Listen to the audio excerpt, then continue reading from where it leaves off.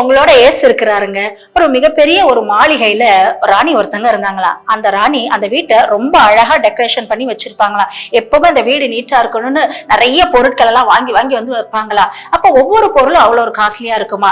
ஒரு இடத்துல ஃபுல்லா கண்ணாடியில செஞ்ச பாத்திரங்கள்லாம் இருக்குமா, ஒரு இடத்துல வெள்ளியால செஞ்ச பாத்திரங்கள்லாம் இருக்குமா, ஒரு இடத்துல வீட்டை கிளீன் பண்றதுக்கு நல்ல காஸ்ட்லியான மாப் கட்டர் எல்லாம் வாங்கி வைப்பாங்களா. அதே போல டோர் திறந்த உடனே அது காலெல்லாம் கிளீன் பண்றதுக்கு அழகழகான டிசைனான ஒரு டோர் மேட்டை அவங்க வாங்கி வச்சிருப்பாங்களா. இப்படி நிறைய நிறைய காரியங்கள்ல அவங்க செஞ்சு வச்சிருப்பாங்களா அந்த மாளிகையை அழகுபடுத்துறதுக்கு.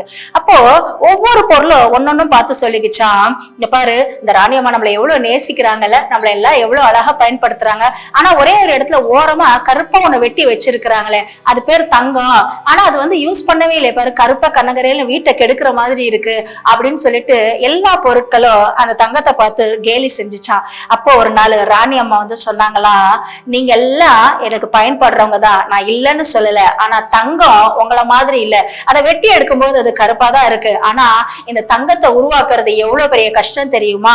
இதுக்கு பல ப்ராசஸ் பண்ணணும்.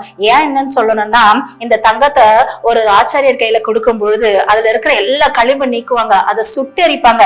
எல்லாம் சுட்டெரிச்சு முடிச்ச உடனே ஒரு அணிகலனா அணிஞ்சிக்க முடியாது. இனிமேட்டா என்ன பண்ணுவாருன்னா, அந்த ஆச்சாரியருடைய முகம் வந்து அந்த தங்கத்துல வந்து படற வரைக்கும் ஆழமான ஒரு நெருப்பு சூழல அதை உள்ள போட்டு அனுப்புவாங்களாம். எவ்வளவு சுட முடியுமோ சுட்டு சுட்டு சுட்டு அந்த தங்கம் செய்யற அந்த ஆச்சாரியோடைய முகம் அந்த கோல்டு மேல பிரகாசிக்கிற மாதிரி அந்த முகம் தெரிஞ்ச வந்த பிறகுதான் அதுக்கு பிறகு எடுத்து அதை வித்தியாசமான விதத்துல நிறைய நெக்லஸ் பண்ணலாம், கம்மல் பண்ணலாம், எவ்வளவு அணிகலங்களை அதை வச்சுதான் செய்ய முடியும். அதனாலதான் அதை ஓரமா வெயிட் பண்ண வச்சிருக்கிறேன் நானு அப்படின்னு சொல்லி அந்த ராணி அம்மா சொன்னாங்களா.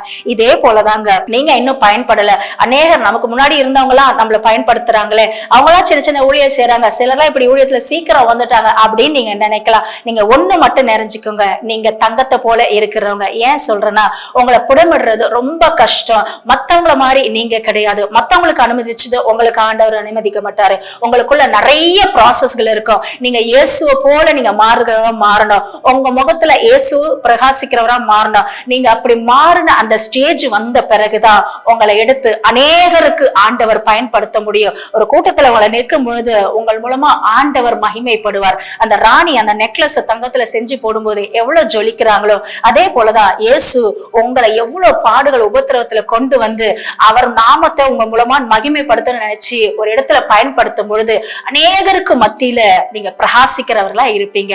உங்களோட இயேசு இருக்கிறாருங்க.